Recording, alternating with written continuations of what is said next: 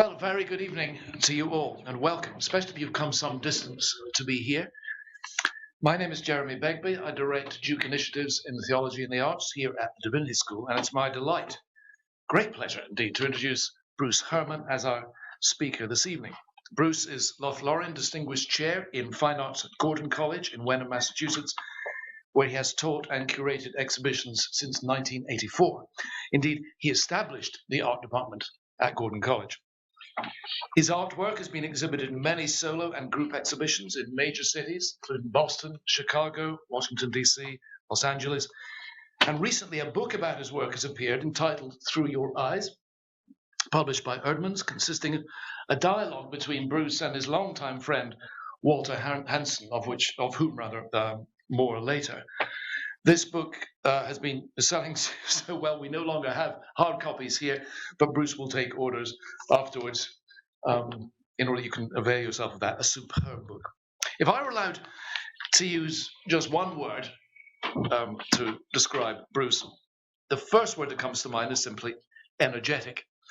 He's not only a prolific painter, but also a writer, a voracious reader, not least in theology, a speaker, a vigorous conversationalist, and I should say, a loyal friend.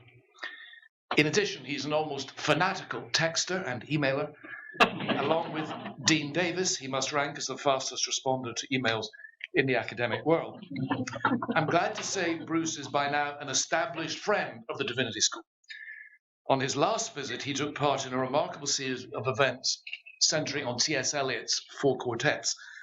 At the center of that initiative was an exhibition of paintings by Bruce and Japanese-American artist Maku Fujimura. Now he comes to us as our artist in residence, the second to hold this post.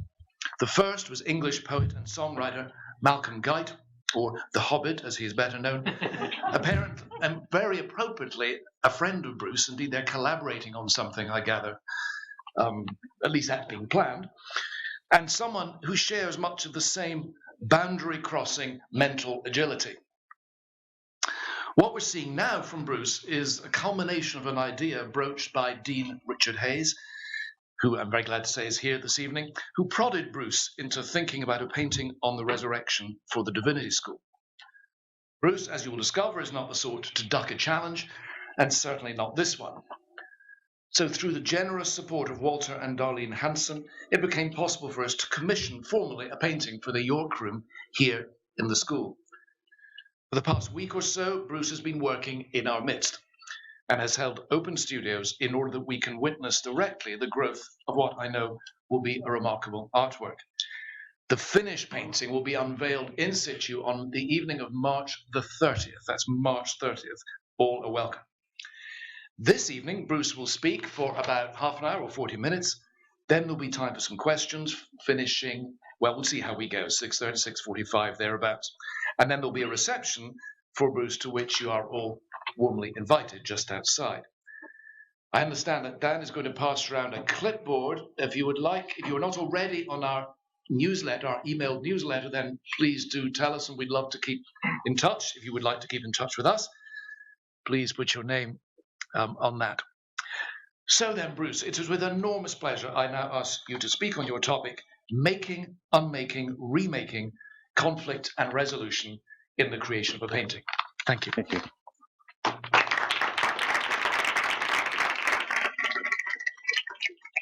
Thank you so much. It's a great pleasure to be here.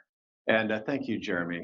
Your friendship and your mentorship has been pivotal in my life, in recent years in particular. And thank you also to Richard. I know you're here. There you are.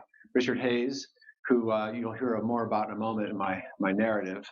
And to Dean Ellen Davis, thank you. And to the staff here, particularly the Trains, Dan and Hillary Train, and others who have contributed so much to bringing about this artist in residency, which is no mean task to bring the physical equipment of an artist here on campus. It's not the same thing as having a poet who can carry around a notebook. We have lots of stuff to schlep, you know.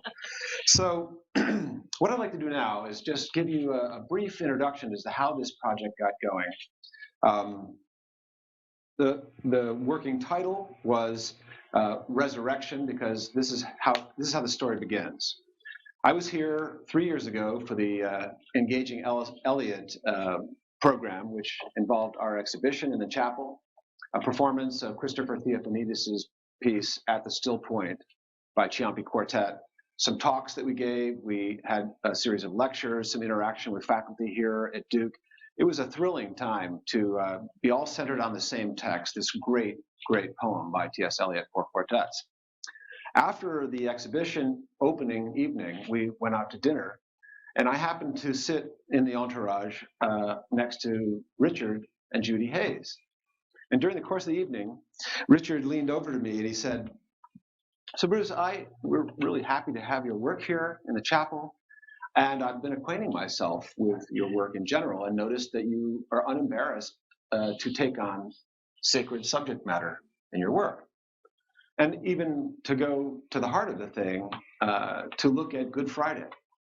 But I have not seen, if you have done, I have not seen an image of the resurrection. Why is that?"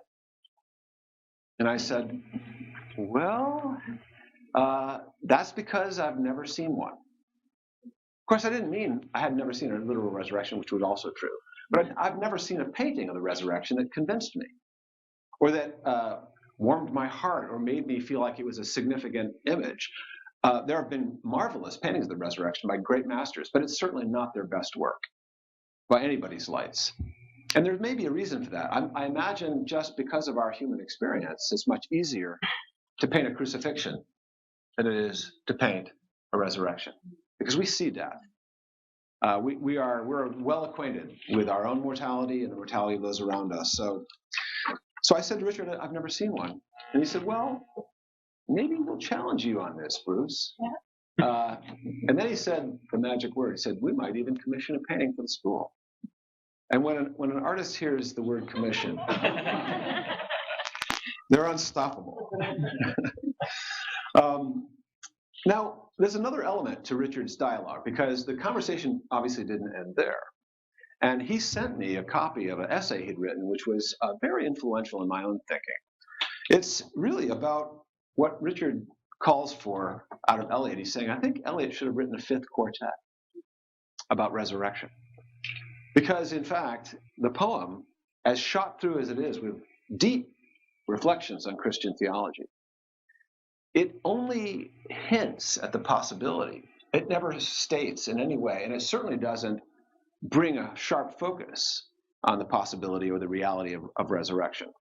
I think that's true of, as I said, of most great works of art.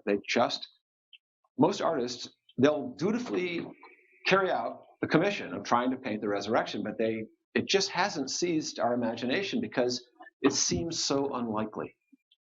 It seems like the least likely thing that could happen, because the most common thing that happens is you live and then you die. We're dust, and unto dust we return. There's another element here that I'd like to bring out, and that is about commissions in general. I don't know if you've ever read about the great religious art commissions of the Renaissance, but if you read any of the detailed accounts, they're full of humdrum. They're not romantic things. I mean, artists fighting with their commissioning agents demanding so much lapis lazuli and so many ounces of gold, and fighting over how much vermilion is being used. That kind of specificity. Not to mention the fact that it's always art by committee, which, to my mind, as a 20th century and 21st century artist, sounds like a disaster. Art by committee. Whatever happened to the idea of the artist as genius? Well, of course, that idea of the artist as genius, as someone who operates autonomously, was largely invented by Giorgio Vasari, writing about the lives of the great artists and kind of lionizing them and playing up this idea of individual autonomy of the artist. The fact is, art has always come out of and been made for community. It's a strange anomaly that the 20th century tried to break that down. So as an artist, I'll just say from the outset, it's thrilling for me to be in dialogue with people like Richard Hayes, Jeremy Begbie, Ellen Davis. It's thrilling for me to actually have them weigh in on what should or shouldn't be included. Well, they've been a little bit too respectful. And as a result, I've had an enormous amount of autonomy in this project. And as you'll see in a few moments when I walk through some of my slides, it just about enough freedom to hang myself. A word first before I get into that. An interesting thing that I've discovered, and I've been sharing in a number of places I've gone to speak recently, the origins of the word symbol. It actually comes from the Greek symbolon, which actually was originally a little object, a little tile about the size of your thumb. It's huge on the screen, but that is about thumb-sized, that little handshake. That's what a symbol was. It was a physical object, and what it was used for was as a form of hospitality. Someone would come to your house who'd never been there before. Before they crossed the threshold into your house, you would bring out this little tessera hospitalis, this little tile of welcome. You would break it in half, give half to your guest, and say, henceforth, you and anyone with whom you share this piece of tile is welcome in my home. Only the two halves must be fitted together. That's what a symbol was. We have taken that concept, that physical object, that breaking of that little tile, that hospitality, and turned it into a container of meaning, excess meaning, as Rowan Williams talks about symbols. An overflowing, multivalent kind of meaning comes with symbols because they can, depending on context, especially visual symbols, they can be interpreted in a multitude of ways, unlike, say, a mathematical equation or propositional rhetoric. Symbols have a richness, and they are sometimes mysterious. But think with me just for a minute here longer before I begin my little story about how this work came into being. Think about the fact that for over a century and a half, our culture and European culture have lost almost all of our shared symbols. We now live in a time of fragmentation. I mean, Eliot's Wasteland was a kind of hallmark moment, which was giving us a graphic depiction of how far gone our ability to sense our community has fallen. We live in a time of fragmentation and broken symbols.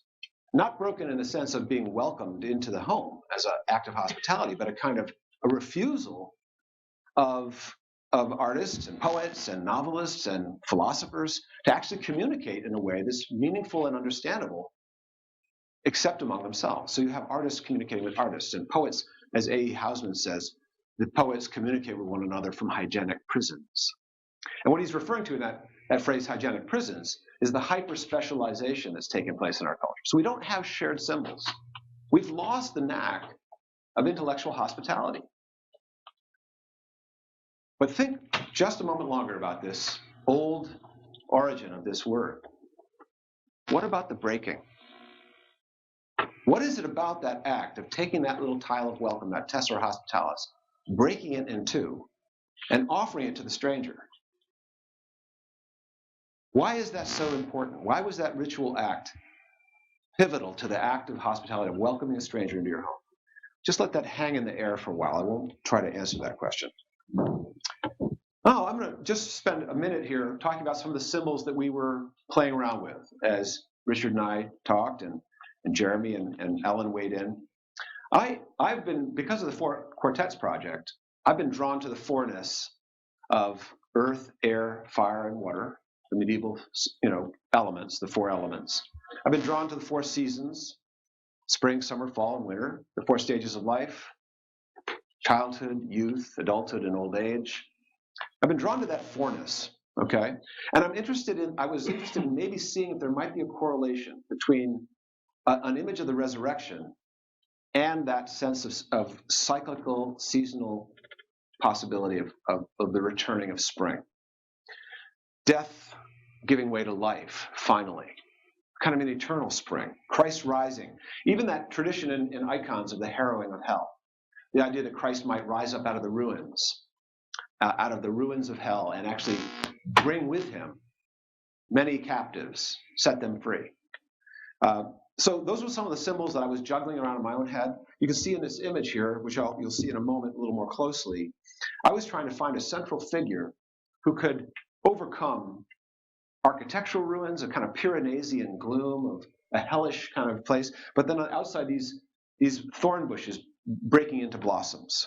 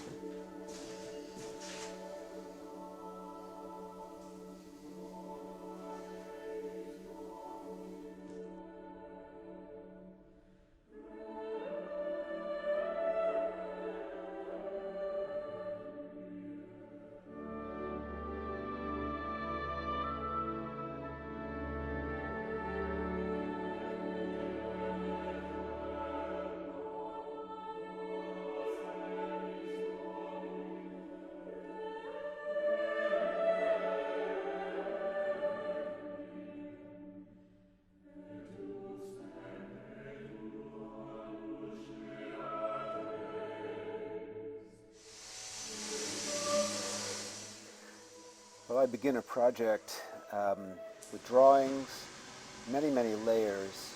We build up dozens of layers and then sometimes drastically edit in order to arrive at the image that seems to want to come into being, even at the expense of getting rid of months of work. Then I'll cut through wet paint to underlayers to try to reveal palimpsests of what was there before. I can be pretty brutal, almost unmaking the very thing I've been making.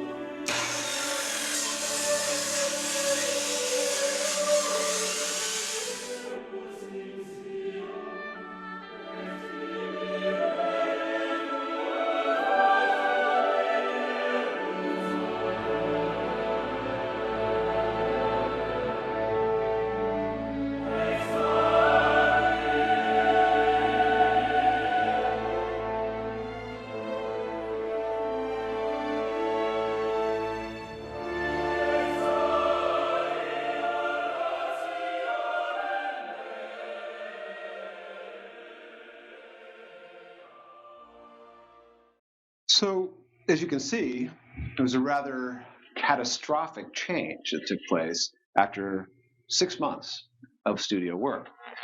That may seem highly unusual, but in fact, think about it for a moment.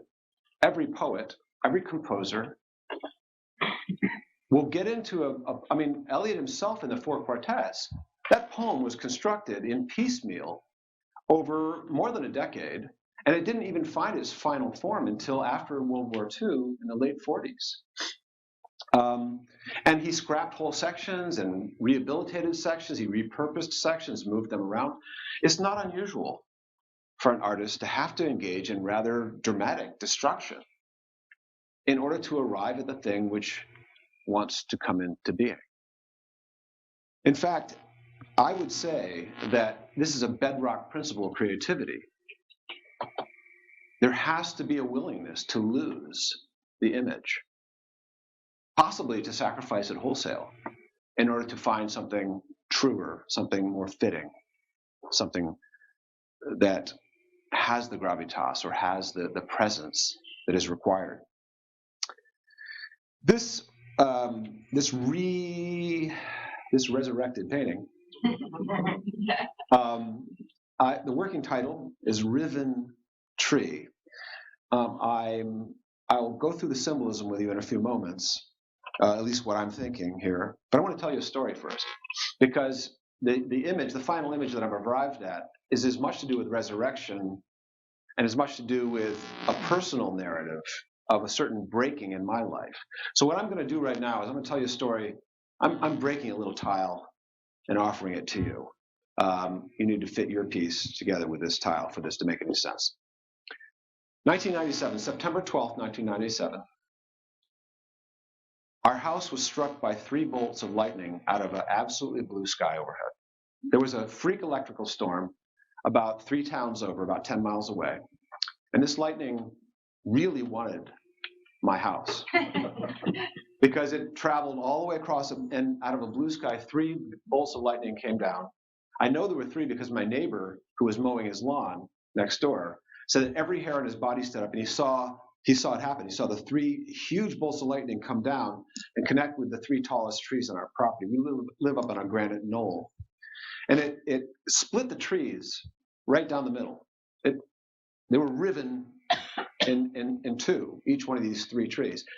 The sap was cooked on the inside, so afterwards you could see this blackened, hardened mass.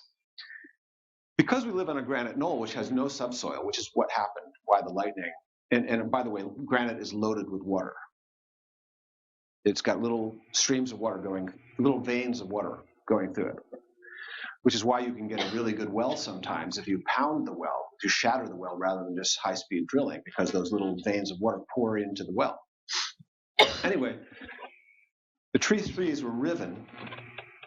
The 3 trees were riven, and the lightning wanted to dissipate. So it sought a place to dissipate, and it went through the roots of the tree and dug trenches. You saw a spider web afterwards of earth erupted in a perfect spider web throughout our yard from all 3 trees. And the deepest and the biggest trench that the lightning dug went right to our basement window.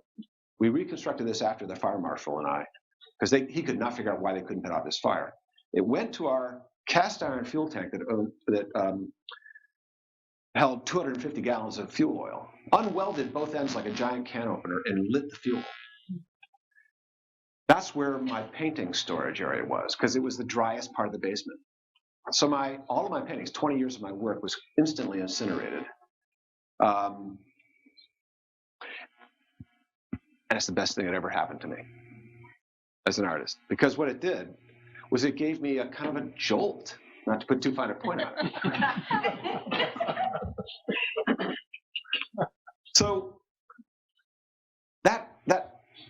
I talked to a physicist afterwards. I was trying to figure out what happened, because there are all these freak occurrences that happened. I won't list them for you, but if you ever want to know, I'm experienced at lightning at this point. I'll tell you one of them.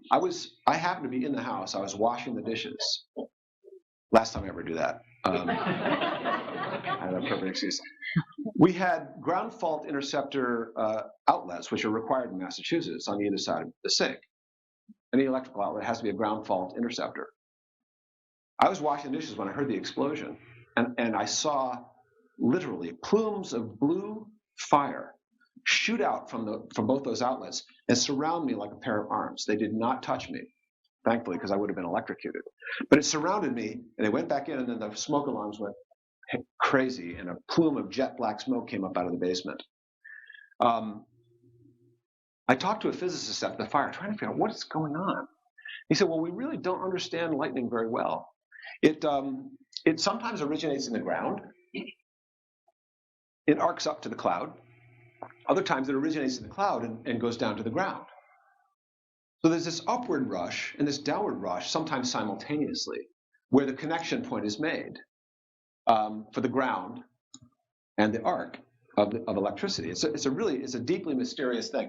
I mean, we know what electricity does, but we don't really understand it entirely.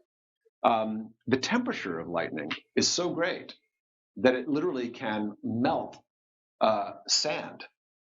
It does. So you can often find these shafts of melted sand that turn to silicon. So it's a deeply mysterious process. The reason I dwell there just for a moment is the symbolism for this painting is related. So if you stop by the studio, you'll see where it is. This is about its current state. I took this photograph yesterday. There are 5 panels. There are 4 elements in 5 panels. So you've got what's called a predella. You've got a left and right panel, a lunette, top panel, and this 5th panel, which is an independent vertical that's covered with gold leaf. And for my symbolism, there are these 4 elements: earth, air, fire, and water, which I can tease out for you. But there are 5 panels. And like Eliot's 4 quartets, every one of the 4 poems has 5 subsections. And there's a reason. And that's because in the medieval mind, he was riffing on the medieval 4 elements, but there's this mysterious 5th element in medieval thinking. It's called the quintessence, the 5th essence, quintessence. We've actually adopted that word to mean something that's ultimate. But what they believed is that this 5th element surrounded and folded and held together all the other elements in the universe. Those 4 elements, earth, air, fire, and water, are constitutive of everything in the universe. But the 5th element, they call the ether, surrounded and enfolded and held it all together. There's a passage of scripture which that reminds me of, Colossians, in him, through him all things were made, and in him all things hold together. In the medieval mind, the ether was in fact the spirit of God. God's own creativity is what glues it all together. So in panel number 1, in the predella, you see time before time. The roots of the tree, Eden, earth, Adam. The name Adam means earth. Adama means earth or dirt. And you see the skull, which is an obvious representation of our mortality. In panel 2 and 3, you see both fire and water. If you go down to see the painting, you'll see that if you get up close, it looks like water splashing, but it's also flame-like, and it's a tree. It's a tree that's also a flame. It's reminiscent, quite consciously, in my part, of the burning bush. It burns and burns, but never is consumed. But it's both elements, water and fire. And it's also the time we live in. It's our time, the time between times, the already and the not yet of the kingdom of God. It's also the space of the cross, a different tree. You have the tree of the knowledge of good and evil in Eden, and you have the tree of the cross in our time, in the time between times. And that tree, accursed is anyone who hangs upon a tree. That's the tree of redemption. That's where the tide is turned.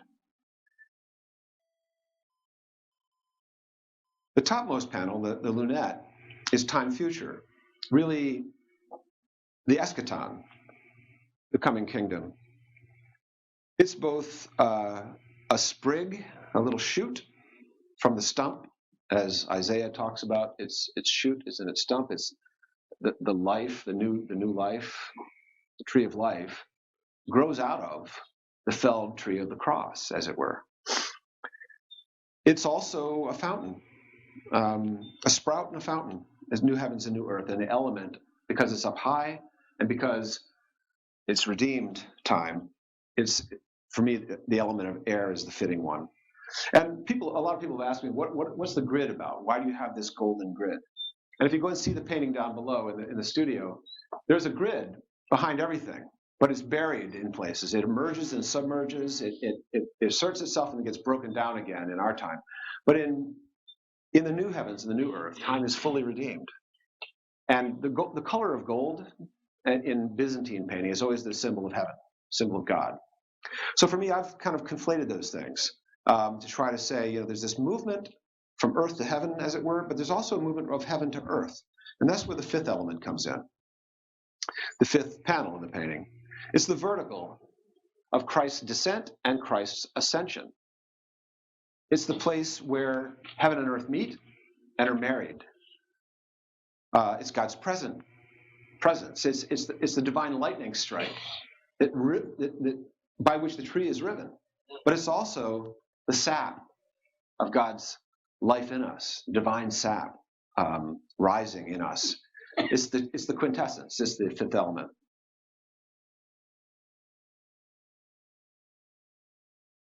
Eliot writes towards the end of Four Quartets, the dove descending breaks the air with flame of incandescent terror, of which the tongues declare.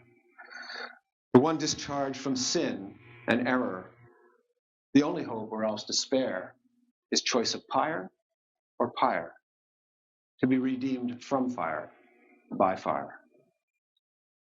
Who then devised the torment? Love. Love is the unfamiliar name behind the hands that wove the intolerable shirt of flame, which human power cannot remove.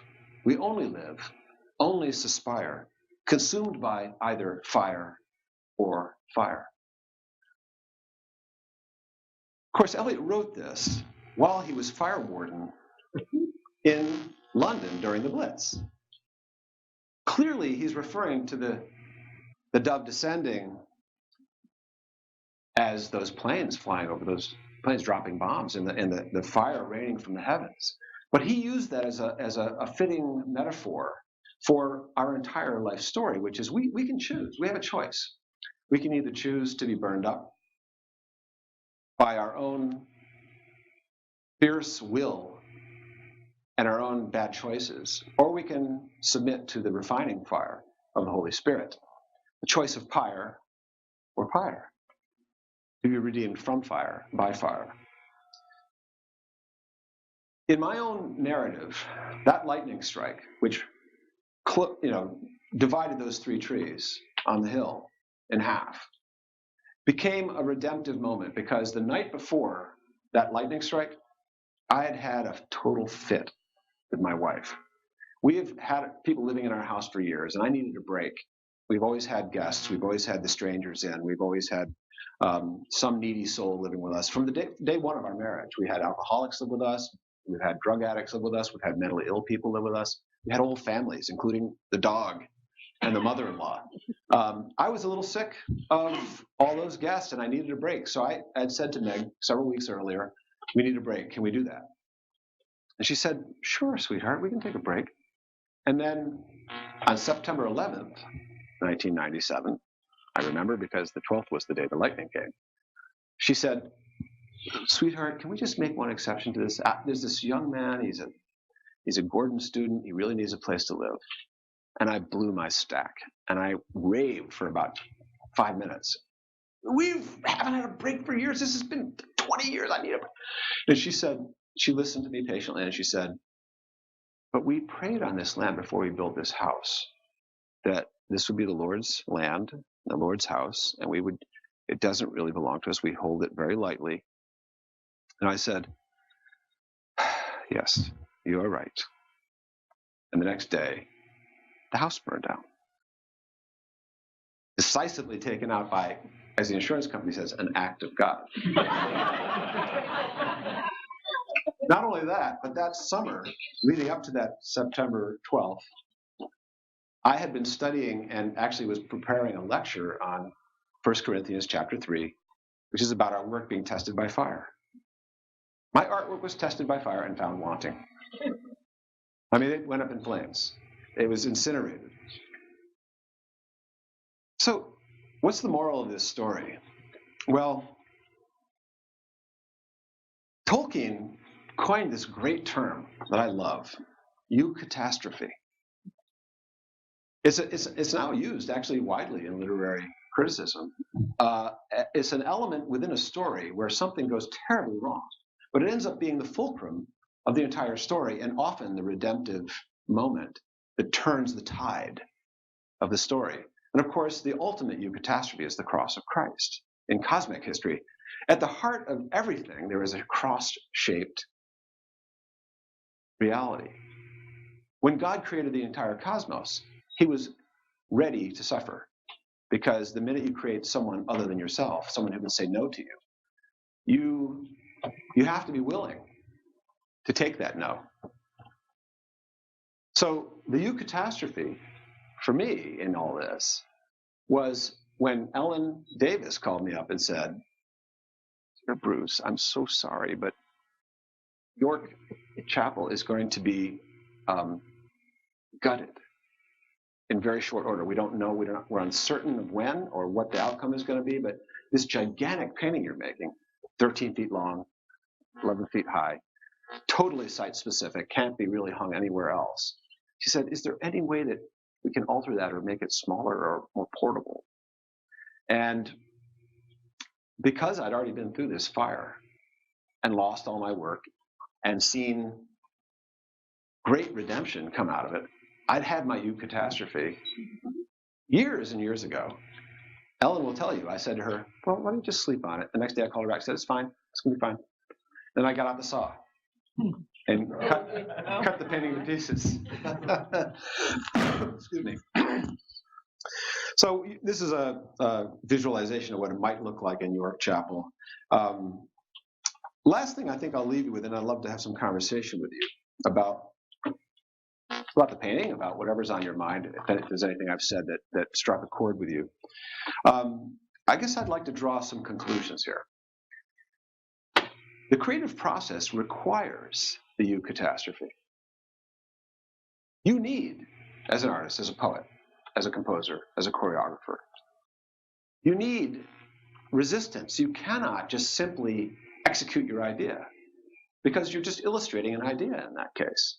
You need resistance from the material. It needs to have a way. I used to work for a carpenter years ago, and he said, Bruce, pay attention to the grain of the wood. It's resisting you for a reason. You can't force it, or it'll erupt. They call it blowout in carpentry terms. When you try to play, Jeremy knows, he's been building beautiful violins, and you get these moments. If you're not doing it right, the wood resists and it explodes, and you get this terrible kerf that comes up. So, but you need that resistance. You need to learn to dance with the materials. That eucatastrophe, that thing that seems to go wrong. I said this to a group of friends the other day. You all know Murphy's Law, right? If anything could go wrong, it will. Actually, what people don't know is that Murphy wrote 25 of those little truisms. And the last of them is my favorite. Here's how it goes. If everything has gone well, it would have been better if it hadn't. So he had a little insight there. So when you make a work of art, you need to be willing to unmake it. You need to be willing to let go of it. In fact, have it fail. In fact, that failure, the ultimate failure, is the cross. It's, as Paul says in the beginning of 1 Corinthians, it's a stumbling block to religious people, and it's foolishness to the intellectuals. The cross. What a futile symbol. The one innocent man that ever lived should come among us and then suffer this ignominious and horrifying death, and then appear to be completely defeated. And yet that's not the end of the story, as Richard Hayes would have us remember. There is a fifth quartet, as it were. There is this mysterious thing that just doesn't happen. Resurrection. But that's where faith comes in. We don't have proof. We have a lot of evidence, but you still need to believe. And yet, the thing I'll leave you with is that the last image that I take away from that whole story is Thomas placing his hands in the wounds of the risen Christ. The wounds are still there after the resurrection. So that loss, that breaking, is memorialized in those scars, those rich wounds, as one of the ancient hymns puts it. Thank you very much. Thank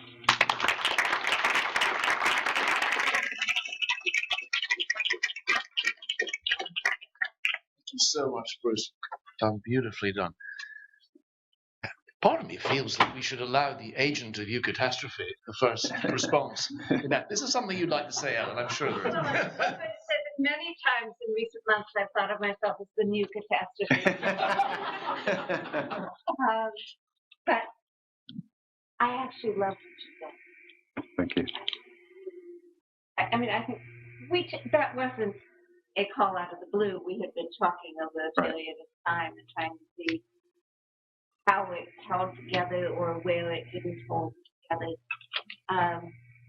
And you were extraordinarily gracious, saving that what was finally my judgment about it. After climbing on those tables with tape measures and checking them out, I think it's absolutely beautiful. And one of my concerns was it was both the space and it was a kind of legibility. Mm-hmm. And I think that what you've done, what you are doing now, is something that will speak.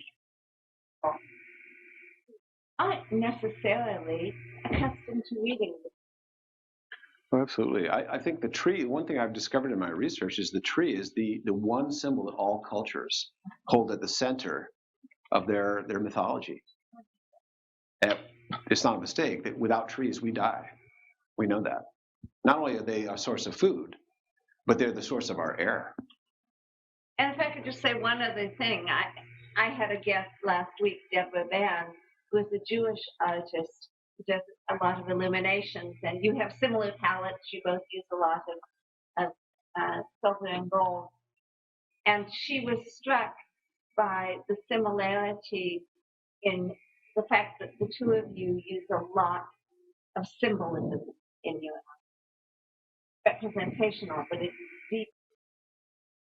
Thank you. Yeah, actually, that gives me a chance to say one thing I meant to say earlier, is that the title of my book, Through Your Eyes, is quite deliberate, because what I really honestly believe that the work of art doesn't fully come into being until the responsive viewer interprets it, looks at it and interprets it.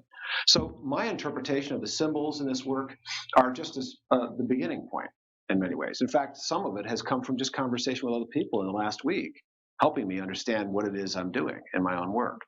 I'm just a servant of the work. And the symbolism, if a symbol is anything, it's, as Rowan Williams says, an excess of meaning. So other people will bring their eyes to this and they will see it, and hopefully over time it will deepen. Are there other comments? Just before we throw it up, can I just follow that up? Will there be some kind of, how can I put it? I know in the launch you will say some of what you just said, but the question wasn't at that, it comes on 3 years later. What would you provide, so to speak, for them? A little bit about this. Maybe more ideas on that? I think we need to write a book together, Jeremy. Yeah, but you won't have time to write the book. No, I know, I'm just kidding. Well, I can make a little plaque of some sort. It wouldn't be hard to do. So Yeah, we can do that. any ideas on that issue? What ought to go with this? Think that up. I think an entry point, it's good to have, museums nowadays especially are allowing wall text to as an invitation to the party, as it were. Yeah. Yes. And not let go of the human body, the image of God, as the point of the resurrection of the body. So I think it's the body in this picture.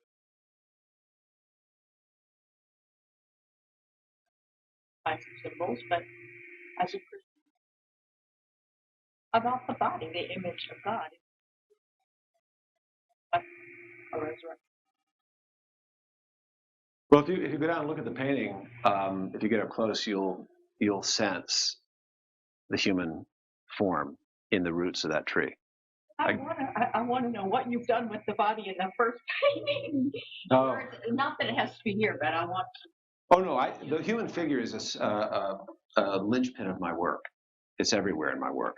But in this particular painting, what it wanted to become was this writhen tree as a symbol of the resurrection, more than a explicit illustration of the idea. It just is, like I said, I'm a servant of the work. This is what it wants to become. I've given in, and I have to believe that there's some meaning behind it. Other people have been telling me over the last week, as I've been working on it here, that it's rich in meaning for them. So that's what I'm hoping for. Well, I certainly didn't mean to imply what, but I'm pointing to the skull there, and that is there. Yeah, so it's implied. The human form is implied. You're right. I really loved what you had to leave out, and I want you to use it somewhere else. Thank you. Yeah. Thank you. It's interesting that's one of the striking things you chose. It's just a question of size. Right. And building, which was what you chose to change. Yeah. If that's the right word, when you keep saying. Yeah. Exciting. Anyhow, let's have some more questions. Yeah. Yeah, sir. Just a little reflection on the pamphlet or the description Yes, of sure. the process. That cannot create through your eyes. Right. That cannot create through your eyes, because there will be some who come and it goes to a very deep place, and there will be some that it doesn't happen. Right. But your conviction about through your eyes and the way that the work comes to life when it comes to life for you. I'm not belittling the pamphlet. I'm just raising the question. Yeah. Yeah. Well, can I say, you can only do so much. for those of you in the back row who might not have heard, this gentleman is saying, if you overdetermine, if I don't want to put words in your mouth, but if you overdetermine the meaning of the painting in some written form, that's all some people will see. Is that what you were saying? That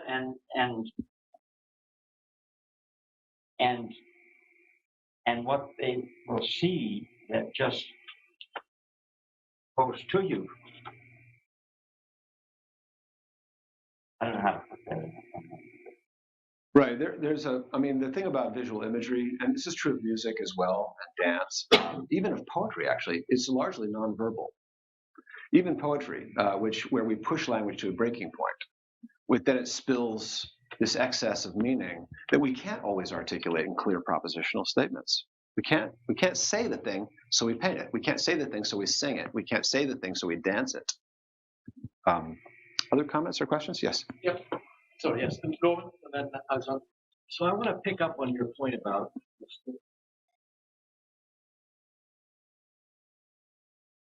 I know it sounds terribly mystical, doesn't well, it? it can sound kind of Heideggerian. Yeah. You know, I don't know if you're familiar with his work or not, about the Phenomenologists are Yeah. right up my alley. Yeah, so I was wondering, you know, when you're thinking about this, whatever it is that's trying to come to be, it's something that you would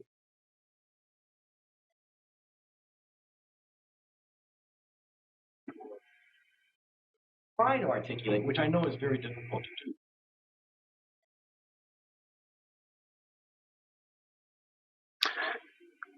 Right. How would you try to frame that? Let me try to restate your question for everyone else, and correct me if I get this wrong. You're raising the question of intentionality on the part of the artist, But also receptive. and also receptivity and what I might call happy accidents that happen in the creative process that seem to suggest the direction that phraseology of music wants to go, how it either wants to become a sonata or possibly a symphony. But we know Bach worked around with little tidbits, and he played with them until one of them became an oratorio, and then he recycled it.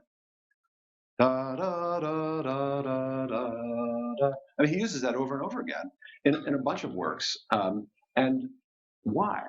Because it's highly suggestive. It's not always a rational, quantitative reason that one can give. It's the work wants to become. And so my sense is that I'm a servant of all those meanings that I'm a carrier for. But I need the other half of the tile. I need your half. I need the viewer to tell me, what do you see? And that's where Through Your Eyes, that title came from, is I want to know what you see. I could talk all day long about my work. It would probably be a substandard interpretation, honestly. Someone like Julie Hamilton could do a much better job.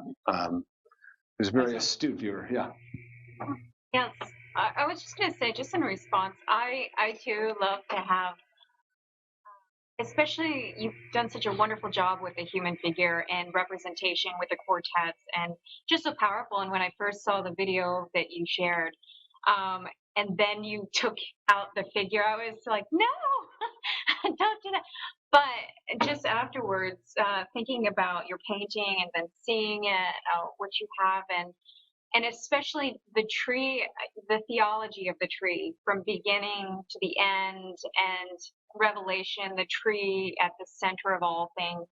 I just have to say, I think with in particular, I love the green that you have at top, because so often Christ has been appropriated by different, especially white ethnic group, and so just actually not having a very exact face of it, I thought opened it up to a generous embrace of all humanity. Mm-hmm. And the greenness especially, I thought it was such a great, it just reminded me of the Green Man, and Malcolm Guite, and his work and so forth. And so I just The Green Man is a character that I've been sort of chasing since I was in graduate school with the Gilgamesh epic with Enkidu. I don't know if you know the story of Enkidu and Gilgamesh, but he's kind of a Green Man figure. He's a kind of proto-Christ, the Green Man. Absolutely, and so that's what I saw. I thought the Green Man is here, and you put it even in that color. You didn't make it a gray tree or some other. It was so clearly wick. He's the shoot. He's the sprout. Yeah. Was somebody else? I was actually going to speak to that previous point, but I heard a little bit of Madeleine L'Engle, who uses that phrase, serving the work. And she uses an example when she was writing A Wrinkle in Time, how the evil in that was this disembodied brain. And she didn't really realize why she had done that till someone responded to the work. And, and said, of course she was writing from her heart, but she said, they said the intellect separated from the heart is wicked, it becomes wicked, that it needs the heart. And so she thought it was just interesting because she was, serving the work that she came up with that image. And then later when someone responded to it. This phenomenon, thank you. Sure, I'll say it. She was talking again about a story of Madeleine L'Engle writing A Wrinkle in Time and finding this disembodied evil that was an intellect without a heart, essentially. And she didn't even realize that until one of her readers pointed it out to her. It reminds me of a story of Arthur Miller, who wrote Death of a Salesman. And when he was taken to the first performance, one of the director came up from after and said, "What did you think of that, Art?" And he said, "I had no idea I'd written that." That's a universal phenomenon with artists. When we hear our work interpreted through someone else's mouth, to go, "Yeah, that's true." Or the same thing with a composer. They write a piece of music and then it gets interpreted by a performer. Sometimes they hear it for the first time, especially if they're deaf like Beethoven. I was struck by you saying the issue of recycling, because when you get to Revelation, the two trees are there. Right, the two trees which are one. Beside the river. Yeah. So you say that in the unity of Scripture, the cross being the focal point all the way through from Genesis to Revelation. Thank you. Yeah, she's just saying that you see the unity from what's amazing to me is the legend. Is anyone familiar with the legend of the True Cross from the Golden Legend? It was an early medieval story that has its roots in deep antiquity, but it's the idea that the wood of the cross actually originated from the tree of the garden of the knowledge of good and evil in the garden, and that it made its way into the palace of Solomon as one of the beams. That it was used for a bridge that was built, and eventually it became the cross. It's a very clever, poetic way of saying, that tree, which was the occasion of our fall, is the place that Christ had to go to die for us, to become for us a tree of life. Yeah. Other comments or questions? Yes, Richard. Richard, because you're in on this as well. I'd like to hear from you. And then well, thank you, Bruce. It's wonderful talk. I was curious about something in the video, sort of two components that struck me that I'd like to ask you to say something a little more about. One was I was riveted by the depiction of your taking the sander to your own painting and sort of wiping away aspects of the surface to disclose as a palimpsest something underneath. Mm-hmm. So that's a little different from taking the thing and hacking it into pieces and reassembling it and starting over. There's a disclosure of something hidden beneath. And I just wondered if you want to say any more about that. And the other thing that struck me was that you were doing the sander is whirring, and you've got Morten Lauridsen going on in the background, Lux Aeterna. And Lauridsen also has this element of his music, I think, goes wonderfully with the kind of the ethos that's evoked, really, by your painting. And Lauridsen, of course, is taking these traditional forms and transforming them in certain ways. I just wondered if you could, I'm not being very articulate about what I'm asking, but it has to do with this element of a certain kind of erasure of something that discloses something underneath as an element of your work. Yeah, thank you. I'd love to respond to that. But let me just say quickly how generous Morten Lauridsen has been to me. I mean, he's allowed me to use his music on a number of occasions, and we've had some great conversations. He's a very fine composer. In fact, his choral music is more performed than any other living composer on the planet. That's how really important he is worldwide. So I'm very grateful for his influence on my work. I feel like his music has gotten under my skin. So I feel a real kinship with him. By the way, there's a great film that just came out about him called, I'm going to get the name wrong. It's like Evening Light or something like that. But it's a biopic on Lauridsen. It's really worth seeing. In response to your issue that you've raised about process, my own experience of making a work of art is that I'm always losing and finding the image. And then sometimes the image is suggesting itself to me and coming into fruition somewhat inchoate. I'm never, it's never a rationalistic process where I scope it out and just execute. Because in the process of carrying through on an idea that I have, something interrupts, some new catastrophe, something that breaks it down, and then I discover something better. So that losing and finding is integral to my creative process, and I feel like that's part of the meaning of the work. It's almost it almost has a theological corollary in the demand that Jesus makes that we lose ourselves in Him.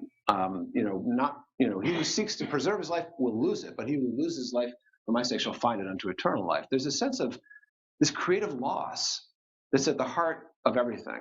But that's not the end of the story, because there is this new thing that is born out of the ruins, out of the, in Isaiah 61, the passage that Jesus recited, read from the scroll at the beginning of his earthly ministry. And he said, today this scripture has been fulfilled in your hearing. Yeah. I think Richard's the thing that interestingly raises that the erasure of something is different from the scrapping of it. Yeah. Well, I don't think I scrapped it. Yeah. That's a different kind of unmaking. Yeah. Let's call it. Yeah. Than saying, well, I won't use that anymore, and that goes in the trash. Well, actually, the painting that is down there in the studio is from the old painting. It's part and parcel. Oh yeah, it isn't started over at all. Right. It's all there. Very interesting. Right. Okay. Yeah, there are lots of layers in that painting from the original painting. Yeah, I can even point out the places to you. Is underneath there. Oh yeah. Yeah. No, it's the body is not underneath. It's actually emerged fully in the tree. I know this. Yeah. The original one. Yeah. Other comments? Yes. So, I was wondering, there's this symbolism that was very predominant, especially in the Middle Ages, of correlating the tree of life, and the cross with the tree of Jesse. Right. As this idea of the lineage going from Adam, and especially looking at your painting where you have Adam's skull down below, and then you've got the tree coming up. I was wondering if you consider that. Absolutely. In fact, I was thinking of the Jesse tree. If you see a lot of those traditional images of the Jesse tree, it looks like a riven tree. Sometimes it's on two sides. The one in Orvieto, it actually is two separate vines going up. Which is really interesting to me, that there's that intuition. And it comes back to the book of Revelation again, the idea of the tree on both sides of the river, whose leaves are for the healing of the nations. And the fact that there is this lineage from Adam to Christ, the first Adam, the second Adam. Yeah, it's very much in there. Yes, sir. Yes. The title you've given it will no doubt influence people in seeing the painting and trying to decode it. I was wondering whether there's an analogous process. You spoke of the process of the painting having to break through to your consciousness. Did you go through anything like the same process in deciding on a title? And did you consider not titling the work? I did consider not titling it. In fact, I'm glad you asked the question, because I'll read you the poem that gave me the title. This is from Christian Wyman. It's called Every Riven Thing. He was diagnosed with cancer just before he wrote this, and actually a deadly form of cancer. Every riven thing. God goes belonging to every riven thing he's made. Sing his being simply by being the thing it is. Stone and tree and sky. Man who sees and sings and wonders why. God goes. Belonging to every riven thing he's made means a storm of peace. Think of the atoms inside the stone.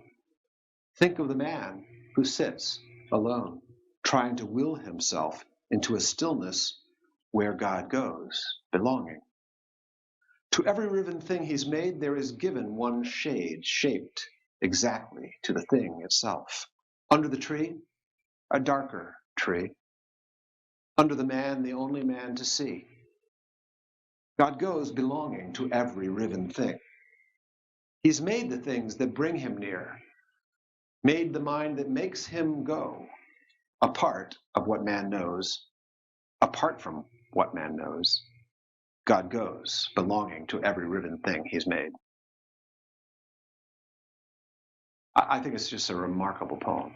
I could read it 3 times and we'd still not, get it. I mean, I recommend this book, Every Riven Thing. It's an entire collection of poems that were written in the midst of his wrestling with his diagnosis. And he's a remarkable young poet. I think that would be a suitable place to stop this part of things. But the discussion continues, there'll be a reception outside, and your book, if people want to explore that further, that can be